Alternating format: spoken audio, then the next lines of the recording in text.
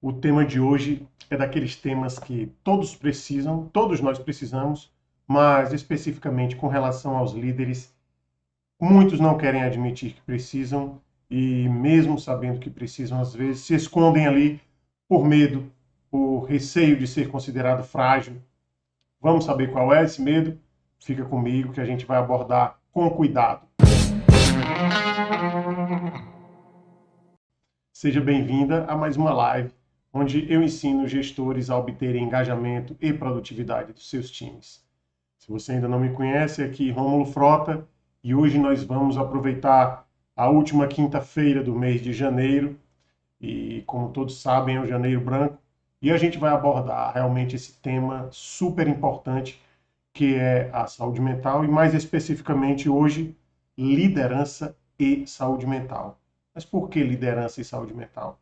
Não é só porque é a pegada que eu trago aqui nas terças e quintas-feiras no Instagram, no meu perfil oficial no Instagram, mas porque o líder, os líderes realmente têm um certo receio com relação a isso, porque eles temem, eles têm medo de admitir, de transparecer que estão passando por essa dificuldade relacionada à saúde mental, e não só por causa do preconceito geral que existe, infelizmente existe, nós sabemos, mas porque muitos consideram que isso ficando visível, eles vão ficar frágeis para o time. Faz sentido? Para eles faz muito sentido. Para esses líderes, para muitos líderes, aliás, não são todos, claro, mas para muitos líderes que estão com a saúde mental ali fragilizada por motivos variados, inclusive a gente vai abordar aqui que a liderança, a gestão, vamos dizer melhor, a gestão muitas vezes provoca, sensibiliza, fragiliza a saúde mental ou torna mais frágil se ela já não tivesse frágil, se ela já tivesse vindo frágil. Então, eles acreditam que vão ficar frágeis perante o time, ou então vão ficar frágeis perante outros gestores, porque podem ser considerados, acreditam que podem ser considerados incapazes de estar em um cargo de gestão, de estar tentando liderar um time, e dependendo da complexidade do time, do nível do time, da relevância do time dentro da empresa ou da instituição, aí eles temem, e realmente, como eu disse, faz sentido eles temerem porque há uma questão de preconceito, realmente, mas a boa notícia é que depois da pandemia, depois do isolamento social, até quem tinha esse preconceito, as pessoas que viam de uma forma diferenciada, começaram a ver com outros olhos, porque muitas pessoas, ou vamos dizer que todos nós passamos em determinado momento por algum baque emocional ou psicológico durante o isolamento social, porque é lógico, nós fomos feitos para o convívio social, o nosso cérebro é social. A nossa programação cerebral é para que a gente tenha contato com as pessoas, para que a gente se relacione, para que a gente esteja perto das pessoas. Até os hormônios do nosso corpo respondem a esse contato, como por exemplo a ocitocina, a gente aperta a mão das pessoas, quando a gente abraça, quando a gente está próximo das pessoas, é liberado um hormônio que faz muito bem para a gente e que modula ali os nossos comportamentos. Então, o que é que eu quero trazer hoje? Eu quero trazer hoje um cenário, situar dentro desse cenário, lhe mostrar algumas saídas no sentido de que você não precisa se sentir só, e vou trazer também aqui uns cuidados para que você tenha, e também explicar como o ambiente pode influenciar, se você ainda não tem a saúde fragilizada, porque você pode muito bem estar assistindo essa live e dizer, não, eu não tenho nenhuma questão de saúde mental, eu não tenho nenhuma questão emocional para ser tratada. Eu respeito se você disser isso, obviamente, se estiver pensando isso. Muitas pessoas pensam assim realmente, e embora isso seja verdade, no caso disso ser verdade, eu vou trazer aqui também uma revelação para você, que talvez você não saiba. Aliás, se você pensa dessa forma, que está imune a alguma questão emocional ou psicológica, então eu vou trazer o que a ciência, mais especificamente o que a neurociência fala, as pesquisas aí feitas há de 20 anos para cá. Então fica aí que você vai entender como o meio ambiente, como especificamente o teu time, a relação com o teu time, a relação na empresa que você trabalha pode afetar sim a sua saúde mental, mesmo que você não queira. Ora, e faz muito sentido, Porque, veja bem, me responda. Você conhece alguém que queira ter problemas de saúde mental? Ou você conhece alguém que queira ter saúde, algum problema de saúde emocional, vamos dizer assim, vamos separar a saúde mental de saúde emocional só a nível didático, tá? Só para a gente ficar mais fácil de degustar aqui a situação, as reflexões. Então você conhece alguém que conscientemente queira dizer, ah, não, eu quero ficar com alguma questão fragilizada de saúde mental? Então não tem, obviamente que não tem. E essas pessoas estão surgindo, estão se multiplicando. Esses casos estão se multiplicando. Eu lembro, eu já até falei para vocês, mas se você está chegando aqui agora, está me acompanhando agora, antes de contar essa história, eu quero te pedir para compartilhar essa live com outras pessoas. Compartilhe com a maior quantidade de pessoas que você puder. Você sabe que nas lives que eu trago, eu peço para você compartilhar com outros gestores. E alguns temas eu peço para compartilhar, tanto com gestores como com o time. Mas nesse caso específico, é para você compartilhar com todo mundo. Por quê? Porque todo mundo precisa desse tema. Seja gestor, seja colaborador, seja alguém que não é da sua empresa, que não trabalha com você ou da sua instituição. Para a sua família vai ser bom também, para o seu ciclo de amizade, para você. Então, olha, compartilhe essa live com a maior quantidade de pessoas. Se você desconfiar que alguém está precisando de alguma coisa com relação à saúde mental, se você está desconfiando, meu amigo, então mande. Porque as pessoas que a gente não desconfia, que a gente não tem a menor ideia de que a pessoa tá com a saúde mental fragilizada, a gente olha, não, isso aqui é um rochedo. Muitas dessas pessoas estão com a saúde mental fragilizada. Então imagine as que te dão pista de que estão com a saúde mental fragilizada. Então manda e compartilha para todo mundo. Então, como eu ia dizendo, o primeiro livro de psicanálise que eu li, de introdução à psicanálise, a autora trazia a seguinte questão: como é que a depressão, que é algo que não é transmitido por nenhum vírus, por nenhuma bactéria, como é que a depressão ela se multiplica de uma forma vertiginosa, como se fosse uma pandemia? Se multiplica com a velocidade de pandemia. Como pode? Essa era uma das reflexões da autora logo nos primeiros capítulos e faz muito sentido realmente. Quem hoje não conhece alguém que tenha depressão? É muito comum. E quantas pessoas têm depressão, mas não contam para ninguém exatamente por causa desse preconceito? Temem, por exemplo, que a empresa descubra e considere, nossa, aquele profissional está com depressão, aquele líder está com depressão, então aquele colaborador está com depressão, vamos já pensar aqui em um substituto. Faz sentido? Eu já vi isso em vários lugares em que o profissional que é detectado que ele tem algum problema de ou muita ansiedade ou então depressão, já se pensa em um substituto para ficar no lugar dele. Ao invés de, porque a primeira iniciativa seria, vamos chegar junto, vamos ver o que a empresa pode fazer, uma instituição pode fazer, vamos chamar os recursos humanos, junta médica, seja o que for, vamos chegar junto e ver o que é que a gente pode fazer, vamos conversar, vamos descobrir como é que está sendo a situação.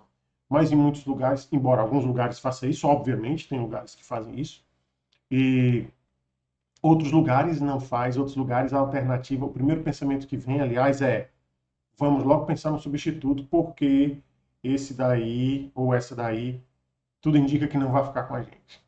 E olha que interessante, gente, olha que interessante. E eu posso falar para vocês tranquilamente, porque eu já acompanho muitas pessoas nesse cenário, e eu verifiquei uma coisa que você pode até se assombrar com o que eu vou te dizer agora. As pessoas que têm alguma fragilidade de saúde emocional, de saúde mental, alguém que tenha, por exemplo, muita depressão, ou angústia, ou ansiedade em altíssimo grau, ou tem alguma questão de autoestima, enfim, alguma coisa relacionada à fragilidade mental, essas pessoas elas têm ainda mais preconceito quando se trata de um colega ou uma colega que está passando por essa situação. Essa pessoa que tem a fragilidade já diz, não, aí pode considerar que você vai ter que substituir porque não vem. Então, olha que coisa interessante. As próprias pessoas, e existe até um conceito na psicologia que é aquela questão da projeção, que é você ver no outro algo que você tem e que te incomoda muito, mas que você ainda não conseguiu resolver. É algo que você tem, às vezes você nem sabe que tem aquela situação, mas a tua mente intercepta isso no outro. É tipo assim, olha só, fulano de tal, aquele cara ali, você não sabe, mas aquele cara ali ou aquela mulher ali, ela tem uma característica que você tem, que nós aqui, as partes da sua mente, vamos, né, fazer uma coisa bem caricata, aqui o inconsciente e o consciente estão tentando brigar, porque isso é um comportamento que tu tem, que está fazendo aqui, está gerando aqui entre a gente, consciente e inconsciente, um conflito danado, e a gente está para brigar, e se a gente não conseguir resolver essa situação, a gente vai somatizar em alguma coisa, a gente vai trazer à tona de alguma forma. Ou tu vai ter alguma mania, ou um tique, ou vai aparecer mancha no teu corpo, enfim. Então, cara, então, fulano de tal, aquela pessoa ali, ela tem essa característica. Entende? Ela tem aquela característica. Então, fulano de tal, essa característica que aquela pessoa tem, que você tem, que está fazendo com que a gente brigue aqui, inconsciente e consciente, que é algo que você precisa exterminar de você, aquela pessoa tem. Então, não chega perto daquela pessoa, porque ela é o que nós aqui, consciente e inconsciente, não queremos. Então, eu trouxe isso de forma ilustrativa para você entender o esquema, né, dessa projeção. Eu não vi ainda algumas pessoas trazendo essa metáfora, mas, enfim, faz todo sentido. Depois você vê aí em outros lugares para ver se faz sentido também, mas é a forma que eu acho mais fácil de explicar esse esquema da projeção.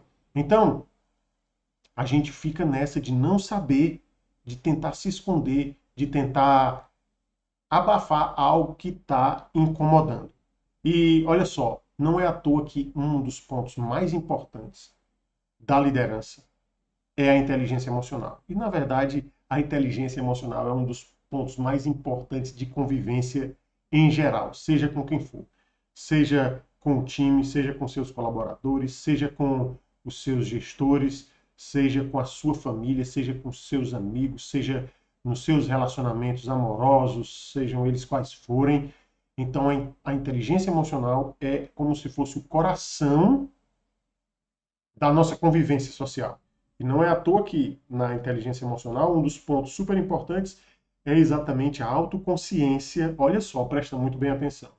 A autoconsciência e a consciência social. O que seria essa consciência social? Seria a consciência da coletividade. Você, como é você, com base no grupo ou nos grupos que você está, e como são os grupos que você está com base em você. Mas você não vai ter como saber isso se antes você não tiver passado pelo tópico que eu falei, que é a autoconsciência, que é um dos pontos da inteligência emocional, que é a autoconsciência.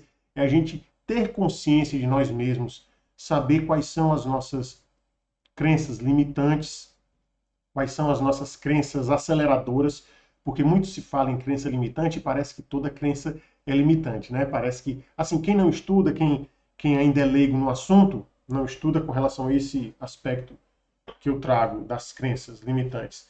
Quem não é acostumado com isso, então se for o seu caso, eu vou te esclarecer aqui para você não gerar uma barreira com relação a isso. Ultimamente tem se falado muito em crenças, no sentido de que elas são limitantes, e alguns leigos entendem, quando se fala em crença, é porque eu tenho uma crença que está me impedindo. A pessoa já acha que crença significa um valor, alguma coisa que a pessoa acredita que bota ela para, ou estagna ela, ou a estagna, ou a coloca para baixo. Mas não é isso. Crença, ela pode ser limitante ou pode ser aceleradora. Você pode ter uma crença que te impulsione com relação a determinado assunto, determinado objetivo na sua vida. E você pode ter uma crença que te limita em determinado aspecto da sua vida. Faz sentido? Então, pode ser que você, por exemplo, queira empreender, por exemplo. Então, se você tiver uma crença aceleradora de que você é capaz, de que você tem condições, de que você pode descobrir os recursos para isso, essa crença ela não vai te limitar, ela vai te impulsionar. Se você quer desenvolver a liderança, se você quer, você é um gestor, mesmo que seja iniciante, e você tem a crença aceleradora de que você pode encontrar recursos para isso, que você descobriu que tem lives no perfil do Rômulo Frota Oficial no Instagram, e tanto no Instagram como no Facebook, com o mesmo nome, Rômulo Frota Oficial. Você descobriu isso e está indo lá assistir as lives, mesmo ou ao vivo, ou então gravada depois, você olha pelo tema e vai vendo lá os tópicos e vai aprendendo com teorias e práticas, já minha experiência de mais de 20 anos, então já é um recurso. Você tendo essa crença aceleradora de que tem gente distribuindo conhecimento sobre liderança. Eu ouvi falar no perfil do Rômulo, Rômulo Frota Oficial, então eu vou lá ver, eu vou dar uma olhada para ver se faz sentido isso, para ver se eu implementando tem algum resultado. Então essa é uma crença aceleradora. Nesse exemplo, se fosse uma crença limitante, o gestor iniciante poderia dizer: nossa, eu cheguei aqui nesse setor agora e as pessoas já são bem mais antigas do que eu, realmente eu sou jovem aqui e já senti esse obstáculo, isso aqui não dá para mim. Eu não tenho talento para isso, eu ouvi falar que liderança é um dom e eu não vou desenvolver isso, não vou investir energia psíquica nisso, porque não vai valer a pena, porque não vai dar certo, não vai trazer resultado. Então, essa é uma crença limitante. E eu te garanto que essa crença limitante, ela está completamente equivocada, porque não existe essa história de dom, de você fazer algo só se você tiver um dom. Então substitui esse dom, essa palavra dom, e aqui nada contra as religiões que muito pregam essa questão do dom, não estou falando aqui em nível religioso, eu estou falando na realidade cognitiva, que você pode ter nascido com determinada habilidade para uma facilidade para desempenhar alguma coisa, uma facilidade para tocar piano, uma facilidade para tocar violão, ou então uma facilidade para cantar, desde que começou, canta afinadinho e tal. Isso é uma habilidade que você pode ter trazido nata, mas não significa que pessoas que não trouxeram essa habilidade não vão conseguir desenvolver. E também não significa que você que tem essa facilidade, por exemplo, em cantar, se você não aperfeiçoar, não significa que você vai continuar cantando bem durante um bom tempo, porque você pode, por exemplo, danificar a estrutura vocal, cantando afinado, mas de uma forma errada, não vou entrar nesse detalhe, mas você pode prejudicar. Quantos cantores não tem aí que nem cantam mais? Você ouve cantando e diz, meu Deus, que é isso? Então, para você entender como é isso. Por exemplo, eu toco violão, mas eu não nasci tocando violão. Foram longos dias maltratando a ponta dos dedos, porque a corda do violão que eu comecei a aprender era de aço, se eu não me engano era de aço, e mesmo a de nylon, para quem está começando, fere. Então quem olha e diz, olha, a pessoa toca violão, é um dom que a pessoa tem. Pelo amor de Deus, isso daí é até uma injustiça, com quantas horas de dor na mão, de calo nos dedos a pessoa teve para começar a tocar violão. Então, as pessoas querem justificar as habilidades dos outros, querem justificar o resultado que os outros têm com base no esforço que elas fizeram, elas querem justificar dessa forma para elas mesmas não saírem do lugar.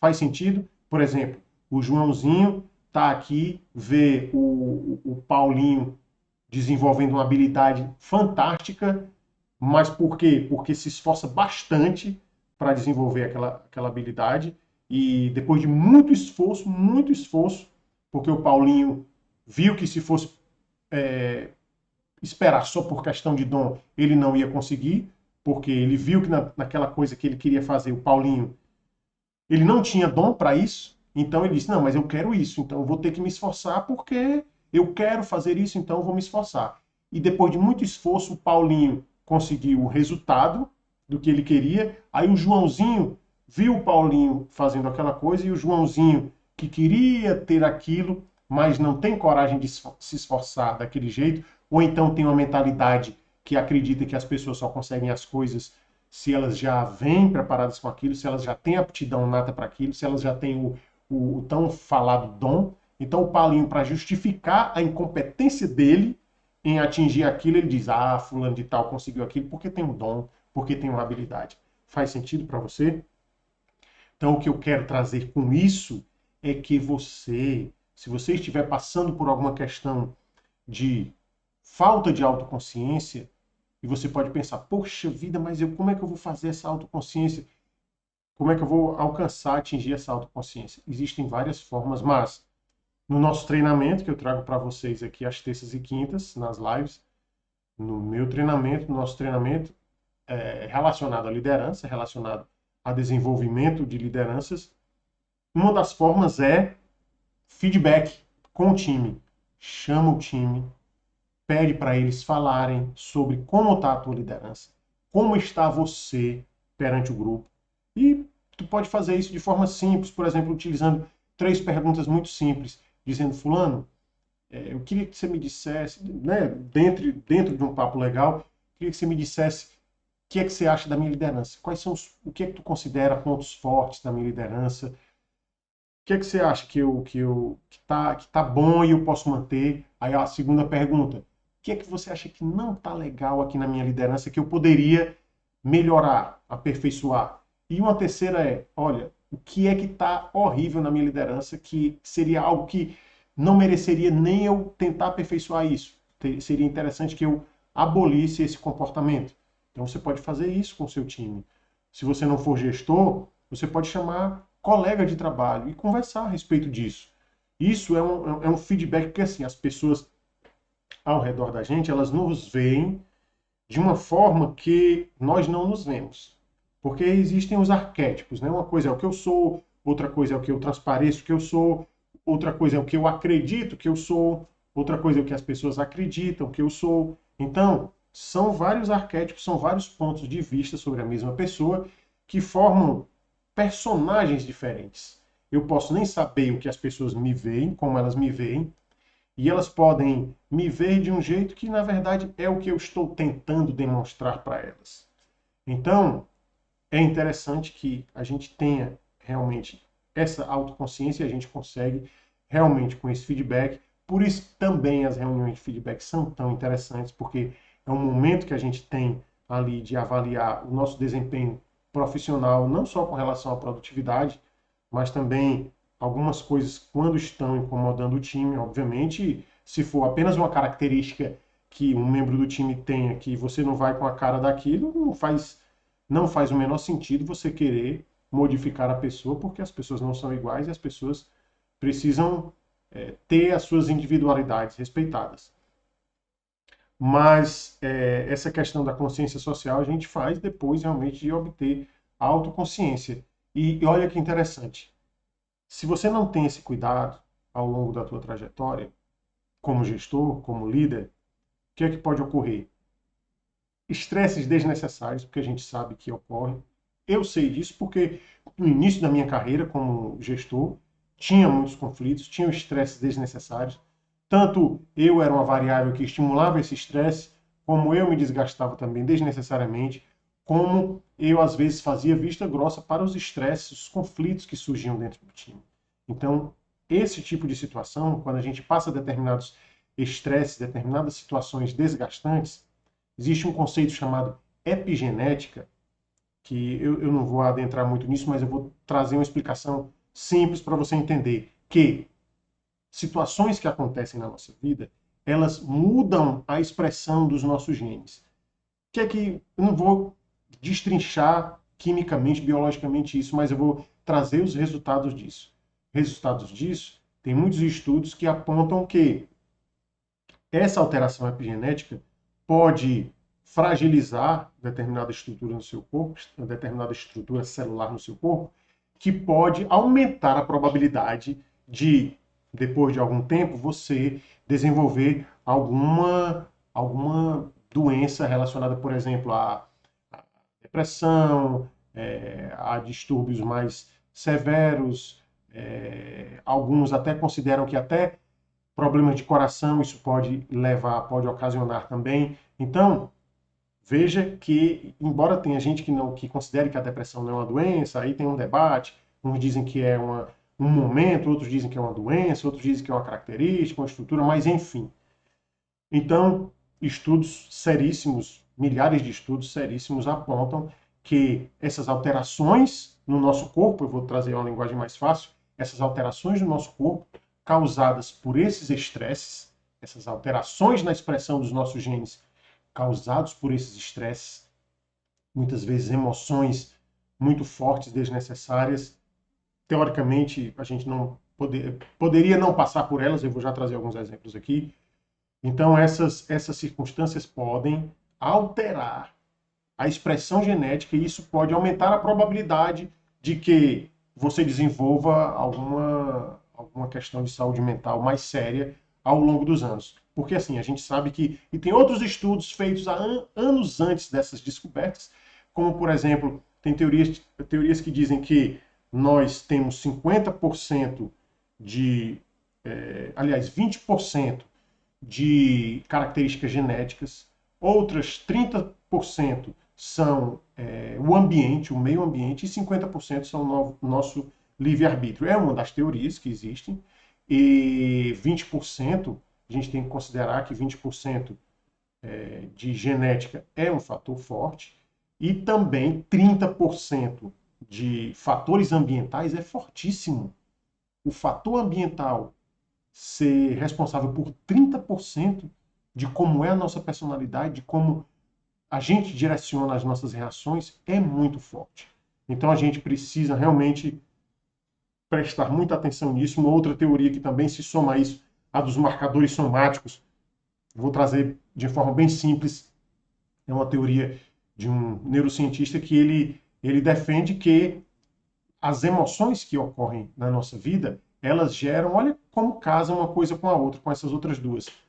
As emoções que ocorrem na nossa vida, elas geram, por isso que é o nome marcadores somáticos, ela gera um marcador, uma marca, vamos botar, né, para ficar mais fácil, gera uma marca ali no nosso cérebro, gera um apontamento ali no nosso cérebro, uma memória no nosso cérebro emocional, uma memória emocional, que depois de um tempo, quando a gente for passar por uma situação parecida com aquela, esse sistema emocional do cérebro ele é disparado e ajuda a parte racional do córtex pré-frontal a, juntamente com a emoção, descobrir uma alternativa, facilita o trabalho do nosso cérebro, porque já passou por uma experiência parecida, aquele marcador somático foi disparado ali e ajudou ao cérebro, ajudou a parte racional, com essa memória que já teve emocional, a descobrir uma alternativa mais fácil. E muitas vezes ele leva inconscientemente a que a gente tome uma atitude baseada nisso. Então, quantas vezes a gente toma uma atitude que a gente acha que é completamente racional, e segundo essa teoria, não é bem assim. Os marcadores somáticos, a parte emocional do nosso cérebro, pode estar falando ali mesmo que a gente não perceba, e inclusive por isso, é interessante que a gente sempre avalie as nossas crenças, revise as nossas crenças para ver em que aquilo pode estar ajudando a gente ou não. Porque assim, como é que funcionam as crenças? Acontece um fato na nossa vida, esse fato gera uma emoção na gente, essa emoção vai gerar um sentimento, esse sentimento vai nos levar a ter uma determinada ação e o conjunto disso vai fazer com que a gente tenha uma determinada crença com relação àquilo. Ah, aquele fato ocorreu há tanto tempo atrás, me desgastou muito e agora está acontecendo do mesmo jeito. Eu vou agir daquele jeito porque daquele jeito que eu agi naquela época deu certo, então agora eu vou agir. Olha que coisa interessante. Então, a gente tem que sempre estar revisitando essas crenças, ressignificando o que a gente pode, porque essa área emocional realmente domina, muitas vezes domina mais do que o que a gente imagina. Que, olha que interessante, quando a gente vai, por exemplo, pegar um copo para beber água, antes de o cérebro da gente pensar em pegar o copo, o cérebro já disparou os circuitos relacionados a pegar aquele copo. Então, olha que coisa fascinante. Antes de a gente, fisiologicamente, racionalmente, decidir que vai pegar o copo, o nosso cérebro já decidiu por nós, antes de nós pensarmos em pegar o copo. Então, olha como é profunda essa situação que às vezes está invisível para a gente, situações que às vezes estão invisíveis para a gente. E essa questão das crenças, ela é uma dessas coisas que ficam invisíveis para a gente. E quantas vezes a gente se estressa com o time porque a gente, por causa das crenças que a gente acredita que o time está discordando da gente porque eles estão agindo com desrespeito. Ou então porque eles estão contestando a sua, entre aspas, autoridade. Então, essa é uma questão de crença que precisa ser ressignificada precisa ter inteligência emocional para ter autoconsciência, para descobrir, vamos dizer assim, que você é parte integrante do time e que o time, assim como você, quer ter voz também, quer participar também daquilo. Então, ganha todo mundo, você vai ganhar muito com isso, porque quantos líderes não vão dormir? Quantos líderes não, gestores? Porque quando se é líder, já não vai passar por essa situação. Pelo menos se tiver uma questão de saúde mental, não será por causa do time. Quando se é líder, não tem essa situação causada pelo time. Pode ser por fora, questão já talvez uma questão genética, ou então uma questão até epigenética mais ocorrida em outro lugar fora do time, digamos assim. Então, mas quantos gestores não vão dormir com muita ansiedade? Passam as noites em claro, esperando o dia logo amanhecer, porque já desistiram de tentar dormir porque não conseguiram dormir. E por que eu sei isso? Eu sei isso porque no começo da minha carreira também era assim. Passei muitas noites em claro, tentando esquecer a situação, algum problema que tinha, às vezes, desgaste entre membros do time, que eu tinha que resolver de alguma forma, mas na época não tinha as ferramentas, eu não tinha as ferramentas técnicas de liderança apropriadas para isso, de inteligência emocional também, principalmente para isso, e eu deixei com que isso fizesse eu perder o sono. E um ponto muito importante que você precisa entender também, suponhamos que você é um gestor ou uma gestora que ainda não conseguiu realmente desenvolver a questão da inteligência emocional, ainda não conseguiu ressignificar determinadas coisas, ainda não tem uma gestão emocional, porque inteligência emocional, o significado realmente de inteligência emocional, resumidamente, é você gerenciar o resultado das suas emoções. Teve uma emoção, você saber averiguar, ter consciência de que aquela emoção te deixou fora do eixo e que você sabe que aquilo foi um efeito fisiológico e que você não necessariamente tem que explodir naquele momento, e outras coisas mais relacionadas à comunicação e tal, tal, tal. Então, suponhamos que você não tem essa habilidade. Eu vou te trazer aqui um fato que, se você se lembrar, pode ser que auxilie nesse momento. Presta muito bem atenção. Pode ser que, se você não tiver as ferramentas outras, você sabendo dessa, pode ser que fique menos difícil, ou então pode ser que, dependendo da situação, dependendo do seu dia, dependendo do astral quando você está lá, você vai conseguir ressignificar, vai conseguir se manter nessa situação sem explodir. Mas eu quero te dar um exemplo antes disso. Olha só, eu lembro que, falando das habilidades, né? Hoje eu canto, hoje eu tenho aula de canto e graças à aula de canto eu consigo cantar algumas músicas. Não sou um excelente cantor, mas comparado com o que eu cantava há uns 5 anos atrás, meu Deus do céu, uma outra pessoa completamente diferente. Eu era altamente desafinado em todas as músicas e acontecia, olha que interessante, quando a gente não tem consciência do canto, presta atenção que eu vou te trazer isso, vai ser uma analogia muito boa. Quando a gente não tem consciência do canto, a gente pode ser que algumas músicas a gente cante bem. E a gente canta bem aquela música em um dia, quando for no outro dia, a gente vai cantar e é horrível. Por quê? Porque a gente não sabia o que é que estava fazendo. A gente cantou de um jeito que naquele dia que deu certo, a gente cantou sem consciência do que estava fazendo, deu certo por pura sorte.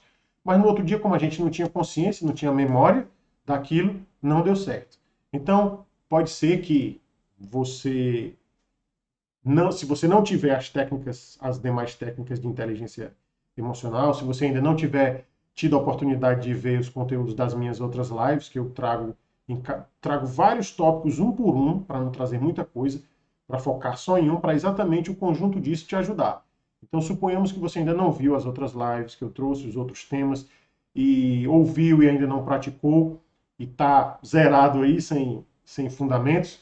Então, pode ser que isso que eu vou te dizer agora, se você for pego aí num dia em que a afinação, trazendo, por exemplo, do canto, a um dia que a sua afinação, você não sabe o que está fazendo, não tem os fundamentos, não tem a musculatura, mas deu certo ali naquele dia, você implementou isso que eu estou te dizendo, cantou melhor, botou a voz mais para frente, cuidou da respiração e deu certo, a voz saiu afinada. Então, Vamos supor que essa técnica que eu te diga, espero que funcione se você não tiver os outros recursos. É o seguinte: quando acontecer alguma coisa, algum fato de estresse que te tira do sério, você vai ter aproximadamente 90 segundos que o teu corpo vai reagir a isso. Porque o que acontece? Quando a gente pensa algo, são três etapas. Vamos colocar aqui como três etapas. Um pensamento, aquele pensamento vai agir em uma determinada área emocional do seu cérebro.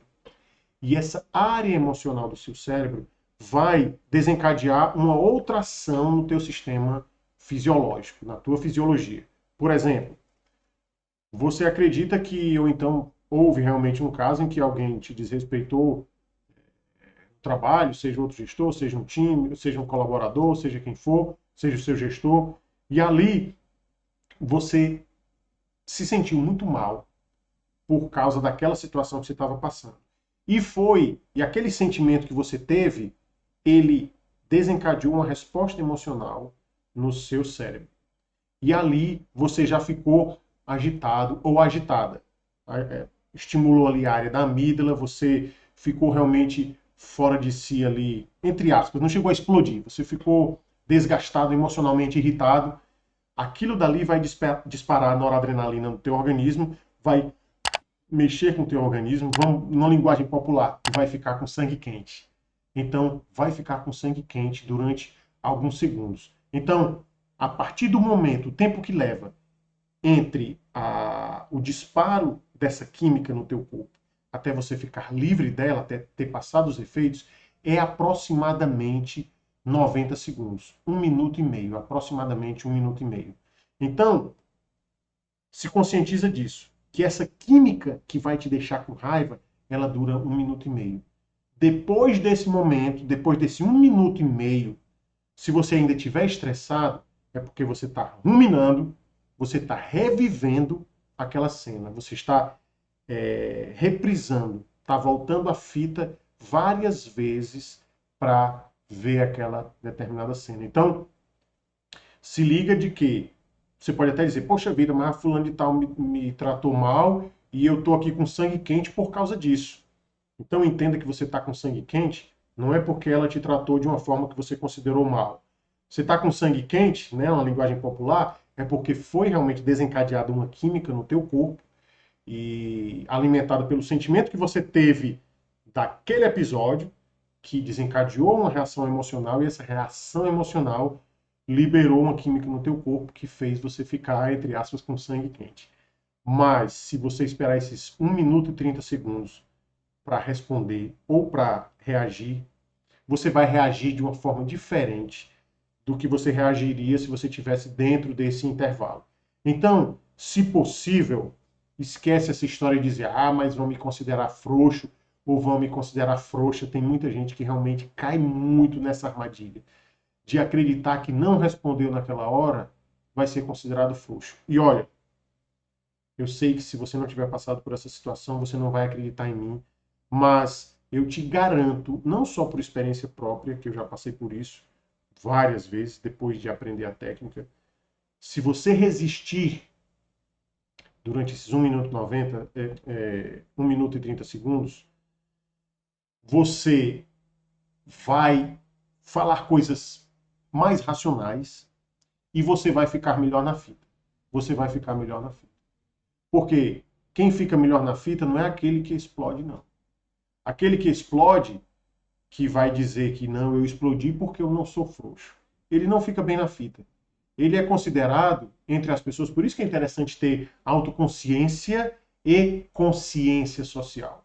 Porque aquele cara ou aquela mulher que explodiu, porque diz que não é frouxa e que tem que explodir, tem que responder logo, ele ou ela, eles ficam manjados perante o grupo.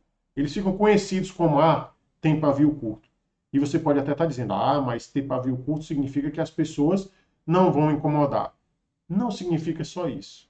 Não significa só isso. Significa várias outras coisas, como, por exemplo, eu acho que não é interessante contar com determinada pessoa em determinado projeto, porque aqui precisa ter uma estabilidade emocional, porque as tensões podem surgir de repente e quem não tem estabilidade emocional não dá para ficar aqui. Faz sentido para você? E quando você segura a onda, porque assim, reagir, como o nome já está dizendo, reagir, quando você, por exemplo, pega um copo e solta o copo, a reação do copo por causa da gravidade é cair. Então não está fazendo nada mais do que a natureza. Quando a gente explode com outra pessoa porque alguém nos incomodou, a gente está agindo de acordo com os resquícios da nossa natureza ancestral. Disparou a amígdala, houve um sequestro da amígdala, chamado sequestro da amígdala, você não conseguiu segurar a onda, você explodiu e foi para cima. Então você agiu como os nossos antepassados primatas agiam naquela época, sei lá, os neandertais ou os primeiros sapiens agiam daquela forma. A amígdala ainda responde. A gente tem essa estrutura ainda ancestral, bem arcaica realmente, mas nós temos recursos para monitorar isso. E um deles, por exemplo, é a meditação. A meditação ajuda demais nesse controle, nessa gestão emocional. Não é controle, é gestão emocional. Mas saber da existência desses recursos também é um grande lance, porque ajuda a gente a continuar buscando e implementando esses recursos. Como, por exemplo, você que quer cantar, mas que canta ruim, e eu estou te dando essa experiência, você já vai pensar, então quer dizer que se eu fizer aula de canto, se eu não tiver nenhum problema na minha estrutura vocal, se ela estiver normal, se eu fizer aula de canto, depois de uns anos eu vou cantar? Vai, vai. Se não tiver problema de nenhuma estrutura vocal, vai. Depois de alguns anos, se você continuar, você vai cantar afinadinho e talvez lindíssimo. Não é o meu caso ainda de cantar lindíssimo, mas é afinado em muitas músicas e você consegue. Então, da mesma forma, quando a gente sabe que inteligência emocional existe e que se você implementar determinadas técnicas emocionais, técnicas de inteligência emocional, de gestão emocional, você vai evitar vários conflitos, você vai evitar essa carga dos resultados de situações que vão ativar a tua epigenética e vão alterar a expressão, alterar negativamente a expressão gênica do teu corpo. Eu falo negativamente porque, né, segundo a teoria, aumenta a probabilidade de desenvolver outras doenças no futuro. E detalhe, essa teoria epigenética é muito aceita, unanimemente aceita, ela ainda diz que essa carga epigenética você ainda transfere para as próximas gerações, para o filho ou para os netos. E faz muito sentido quando as pessoas vão fazer determinados exames, as pessoas perguntam: tem casos assim na família, tem casos assados na família e tal, enfim. Então, essa carga epigenética é transferida para as outras pessoas. Então, olha a responsabilidade que a gente também tem conosco. Nós líderes temos responsabilidade não só com o ambiente do nosso time, nós temos primeiramente conosco, obviamente. A gente não pode pensar nos outros se a gente não pensar na gente. Até contra-intuitivo isso, alguém vai dizer, nossa, não está tendo senso de fraternidade. Não é isso. Mas até para você ajudar, você precisa estar bem para ajudar. Então a gente precisa pensar primeiro em nós mesmos. Né? Então é claro que tem as exceções. Se você está com um filho que está passando por algum problema, sei lá, vem algum veículo em direção ao filho, você pula para cima do filho para salvar, mesmo que você você que morra ali naquele acidente ou se machuque. Acontece isso, claro, mas é também uma programação da gente cuidar da continuidade da nossa espécie. Mas para a gente poder salvar o filho, nesse episódio, eu preciso estar aqui vivo, preciso estar com habilidade para correr e ou empurrá-lo ou ficar no meio dele. Faz sentido? Então a gente precisa, nós líderes precisamos realmente ter noção dessa responsabilidade que a gente tem com a nossa autoconsciência, com a nossa inteligência emocional. O resultado da produtividade para a empresa ou para a instituição que a gente está representando, porque nós somos uma miniatura da representação da empresa. Cada líder, cada gestor é uma fração da representatividade da empresa, representa a empresa perante os outros colaboradores, então é uma responsabilidade grande e é uma responsabilidade grande também para com a nossa família se a gente não implementa essas técnicas de inteligência emocional e de produtividade, enfim, se a gente não consegue fazer um ambiente engajado, produtivo e sustentável, a gente vai levar o resultado negativo disso para casa. chegar em casa desgastado, estressado, sem tempo, sem saco para dar atenção aos filhos, para brincar com os filhos, para estar ali conversando com a esposa ou com o marido, e para namorar, para viajar, para ter uma convivência social fora do trabalho. Então tá tudo interligado. E por isso que eu ressalto que liderança e saúde mental estão realmente muito interligados.